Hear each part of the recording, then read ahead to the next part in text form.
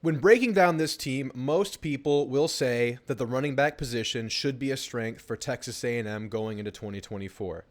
But this actually becomes a little bit confusing when you remember that Texas A&M finished 90th in total rushing yards last season. So I have to ask the question, are we absolutely sure that running back is an undeniable strength of the team going into the year? A year that features the return of Connor Wigman, a full offseason of rehab, missed the duration for the most part of last season after the fourth game, and features a changing of the guard at the coaching staff. There's going to be a learning curve. Are we sure that they're ready to carry the lion's share of the load, especially earlier in the year? It's reasonable to assume that Connor Wigman needs some time to get back in the saddle and become himself again. It might take a couple drives. It might take a couple quarters. It might take a couple games. Are the running backs ready to carry that load? So today, let's explore the running back room, talk about the individuals in the room, strengths, weaknesses, projections. Let's talk about how they fit in Colin Klein's new scheme. A lot of exciting stuff coming in the blocking and run game world. We'll talk about that later in this video. So guys, thanks for watching. Like and subscribe if you haven't. Hit the notification bell. I'm going to keep making these position group breakdowns as we approach the start of the 2024 season. It's so exciting. It's right around the corner, guys. It'll be like tomorrow that we're already watching this team in Kyle Field versus Notre Dame. So make sure you don't miss a video. Hit notifications. And at the end of this video, I'm going to once again talk about how you can enter the giveaway that we're doing, one of two giveaways. That's going to be the winner. That's going to be announced on Thursday. So stay tuned so you can get your last chance to enter for this giveaway before the next one begins. So guys, let's get right into this, the 2024 running back room. So of course, just like the wide receiver and quarterback rooms, we find ourselves very, very familiar with the characters that will be featured. It's Le'Veon Moss, Amari Daniels, the young Reuben Owens, and the newcomer E.J. Smith, son of Emmett. So first, let's take a look at each individual running back, and then we'll get into the room as a whole, and then we'll get into Colin Klein's offense and how it might suit this running back rotation. So in my opinion, a healthy Le'Veon Moss absolutely projects as running back one, the go-to guy, the best running back in the room. I've felt this way since 2022, where we saw him get some spell plays, and we saw him return kicks. He's a power back. You would look at him as a kind of guy that drives defenders forward, a kind of guy that welcomes contact as his main strength. But take nothing away from his speed and explosiveness. He's really a complete back. He brings everything you'd want from a bell cow running back. The only thing that's held him back, obviously, has been consistency, but I think that has been largely by way of injury. He's not been able to stay consistent in games because he hasn't played game to game. He missed 4 games last year. He's had limited reps last year because of injury. You have to imagine the injury that kept him out of various games probably slowed him in the games that he did play, but he was still a very serviceable back. So he's going to be primarily utilized between the tackles, running and Colin Klein's gap scheme plays, but he's the kind of back that you can use in a lot of different ways. He can catch, he can get outside, he can do stuff in the open field, and yes, he has enough speed to break away if he has the right angle. So look for him to be the first running back on the field, I think, and he projects as an absolute bell cow in the SEC. And like I said, we felt that way for a couple years now with Le'Veon Moss. Now going into his junior year, it's another upperclassman heavy offensive skill position room, just like quarterback, just like receiver. Running back only features one player who is not an upperclassman, and that's Reuben Owens, the 5-star talent. So I think experience really, really helps with Le'Veon, and he enters the year with a clean bill of health. So let's see what he can do in fall camp. Let's see how he progresses forward from that injury-slowed previous year that, once again, wasn't too bad, even given all the scenarios he had to fight through, including a lackluster O-line. The next man, Amari Daniels. I think I'm ready to go on record and say that Amari Daniels has a breakout year this year. And that's kind of weird to say for a fourth-year player, and he's listed as a junior. He had a redshirt freshman year. But how often are you surprised by what you see for a guy that's been in the program for 4 years? Let's get it out of the way. Amari had 2 game-altering fumbles last season. One versus Miami, where he got smashed in the backfield, jailbreak up front. You can blame offensive line there if you want, but he got smashed. He fumbled. On their side of the field, critical negative play. And then he fumbled downfield after an explosive run in the bowl game versus Oklahoma State. So first and foremost, he has to fix that up. Improved O-line play should at least marginally help in that department, because I think that one fumble versus Miami, you could look at the O-line there. You could look at the blocking scheme there and look at that as to why he got smashed in a place where he shouldn't be getting smashed. But I recently went back and watched a bunch of A&M tape throughout the offseason, mostly scouting and looking at and revisiting Connor Wigman. But in doing so, I kind of forgot how productive Amari Daniels has been in his career dating back to 2022. He would spell A-Chain and had solid downhill speed. It wasn't too much of a drop-off after A-Chain whenever he would spell. And last year, he had a bunch of explosive runs. We just remember the fumbles more so than anything. So I always look at Amari as a kind of a change of pace guy, a guy that can hit the hole really hard, get downfield in a hurry, run downhill really well. But you kind of forget the fact that he's 5'9", 205, kind of has like a little bit of a thumper within him, does have some underrated forward lean, does have some underrated trucking ability as a running back, and he's put on 10 pounds under Tommy Moffitt this offseason. So at 5'9", 215, if he maintains his breakaway or open field speed that he showed before, I think we're going to see the best Amari Daniels yet. And I'm ready to put that, on YouTube, make that a public statement. He's a breakout player candidate for me this year.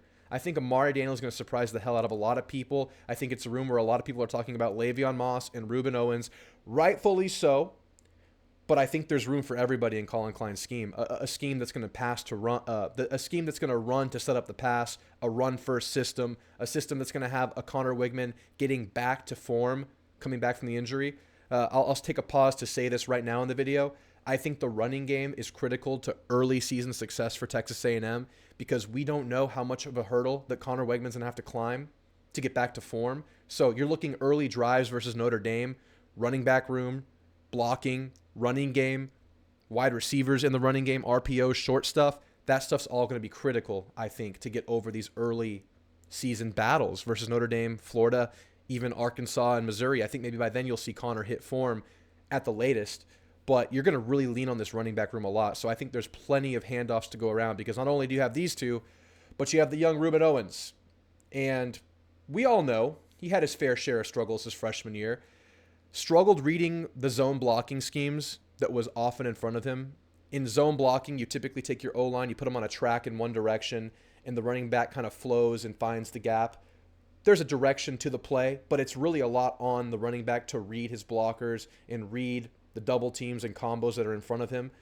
I don't think that was Ruben's strength as a true freshman, and maybe he wasn't coached the best as a true freshman. We know. I mean, obviously there's a whole new coaching staff. There's a reason for that. So you're not going to see as much zone running, first of all. And second of all, Ruben has that full year under his belt now to help him with this.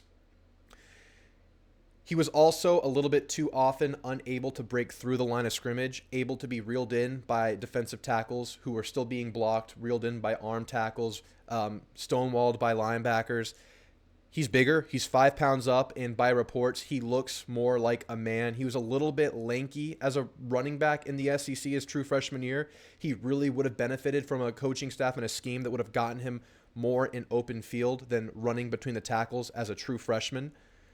But I think a lot of that could be fixed with the gap blocking scheme, because in gap blocking, you're running to a very specific area that the offensive line is clearing out for the running back. That makes it a much more simpler read for the running back. That could help Ruben tremendously. Better O-line play overall. More push is going to help Ruben Owens significantly. And I'm talking about freshman Ruben Owens. That's not even accounting for whatever gains he makes from freshman to sophomore year. And we all remember the pedigree he had coming out of high school. Back-to-back 2,000-yard seasons to close out his high school career. He was an absolute touchdown machine. And yeah, he struggled last year, but we still saw glimpses. We saw what he can do in open field. We saw how he can make people miss once he gets going. That's all there. And we saw what kind of threat he can be catching the ball out of the backfield. I think there's a lot on the table for Ruben this year, and I think many people that break this team down would see that. But there is more of a leap, I think, that he would need to make than the other two running backs that we've mentioned. Just the strength and the ability to drive past that initial contact, the ability to read what's in front of him, that all needs to take a step up. But we did get a good glimpse of potential improvements in the spring game where he reeled off several explosive runs. So he doesn't have to be a down-to-down back. He doesn't have to be that bell cow. He doesn't have to take a beating game to game. You have those two other guys, and E.J. Smith, who's in the program now. that can take some of that off of his shoulders. What he needs to be is that change of pace, big play threat that can get maybe 12 to 15 carries a game, or if he's on more than that, but you have the room to take some load off his shoulders. Now you just need the scheme to help him out. Now you just need his development to help him out. So just like the other two, the best should be ahead for Rueben Owens, and that bodes really well for the running back room's chances of being much improved in 2024. So finally, I just mentioned him, the one newcomer to the room, and it's not a young newcomer, it's a fifth-year senior in E.J. Smith, the son of Emmett. Big-time receiving running back threat, and that's probably his best attribute going into the year. Similar build to his dad, but he's never really gotten that look in his career. He was always a cog in the machine of a running back room. Redshirted his freshman year. I think he was out with injury his sophomore year, and then finally his junior year, he had some production last season. Now it's his redshirt senior year, and I don't know how much he'll be leaned on with how much experience this room brings back, but I know that his pass catching ability is fairly unique for a running back. He has really, really good catch radius, really, really good catch angles for a running back. He can catch over the shoulder. He's lined up in the slot. He could be motioned out as a slot receiver or even a wide receiver in Colin Klein's scheme. I don't know if we're going to see him 10 plays a game, but I do think we'll see him every game. Right now, I would predict that. And, of course, we'll have to wait and see with that. But I don't think you just bring a fifth-year senior in that has this one really good attribute and you don't use it. I see a path where he is used as a passing threat and maybe gets some handoffs too. I think we'll see a little bit of him. But this also just galvanizes your room in that, we've had injury problems here before. It's a running back room. Someone's going to get hurt, most likely. Someone's going to miss a game. You feel really good having this fifth-year senior rounding out the rotation. And then we saw last year, once Jimbo was out, David Bailey, another senior, out of eligibility now, but we saw him get some looks and find some success once Jimbo was out of there. And that wasn't Colin Klein, but I think most would look at the room and look at all the tools at your disposal and say, hey, I want to use that. So look at E.J. Smith to get some situational calls this season. I'm feeling pretty positive that we're going to get something from E.J. But now let's relate all these running backs to Colin Klein's offense, and I've been mentioning a little bit of that throughout the video. And if you've watched my last two position breakdowns, quarterbacks and receivers, you've already gotten a glimpse of what I think helps the offense overall. It's the pace of the offense, the ability to go hurry up, the ability to get aligned quicker, the ability for the O-line to better read what's in front of them and make their calls more appropriately and successfully pre-snap, the ability for the quarterback to make appropriate audibles, hot routes, reads pre-snap, lining up more around the 15 to 20 second marker rather than the 15 to 5 second marker that Jimbo's offenses were known to do. So pace of the offense, the use of motion. You're going to see tight ends motion to gain blocking leverage. You're going to see motion to create deception. You're going to see motion into RPOs. That's going to help the running game. You're going to see more screens. You're going to see more and more innovative RPOs. And the main thing that's going to help these running backs is you're going to see a more diverse and innovative running game. Like I said, Colin Klein, more of a gap scheme runner than a zone runner. He'll still throw some zone in there. You're going to see more pin and pull where you have blockers pulling outside the tackle box, getting the running backs in the open field with lead blockers. You'll see that a lot. You'll see a lot of trap blocks. You'll see a lot of counter blocks. You'll see a lot of power blocks, which is just a lot of pulling linemen, a lot of gaps, a lot of paths that are cleared for the running backs rather than tracks that are formed for the running backs to read. So I think that'll help players like Rueben. That'll help them all, I think. I just think mixing it up more in the running game, getting the receivers involved in the running game, getting the quarterback involved in the running game, that's all going to tremendously help these receivers. And like I said, I think the one that helps the most is Rueben Owens because he's still learning how to become a SEC running back. He still has all the raw ability and tools. And if you can make things more black and white for him, look, there's a gap, run through it. That's going to help him tremendously. So this is going to be, like I said, an offense that runs to set up the pass. It's going to be critical that these four running backs hit the season running. And I really think Colin Klein is going to build a great system for them. So in the next video, I'm going to highlight the offensive line and tight end room. And I'll go ahead and hint, I think there's, a big leap coming there, potentially. I think we're going to at least see average offensive line play this year. And that's just going to help these running backs tremendously. Because, they were 90th in rushing yards last year, but they all flashed ability. We know what they can all do.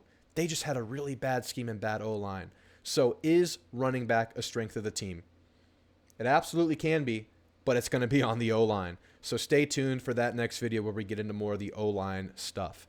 So guys, like I said, I have a giveaway. This is going to be the last video where I feature the giveaway until we announce the winner on the Thursday Colin show. So tune in for that, especially if you've entered. I'm giving away this beautiful maroon welded sign. The guy that made that sign made me this one that's just like it, but with the maroon background. It's Ray's Welding Creations in San Antonio. Look him up. But I'm giving this away. 3 things you have to do to enter. First of all, be subscribed to this channel, follow me on X, and then share this video or the channel on X. And if you want up to 4 additional entries, tag 4 friends in whatever you share on X. And also, I'll be live tomorrow night, Wednesday night. I'll announce this giveaway one more time to give you one last chance to enter, and then we'll be doing the drawing Thursday. But yeah, Wednesday night will be gameplay. I'll be taking A&M to the competitive online multiplayer mode, and every time I lose, hopefully it doesn't happen, I have to drink that salsa right there, and it's brutal. So tune in for that. But guys, I'll see you then. I'll see you in the O-line video dropping later this week. Thanks for watching. Gig 'em.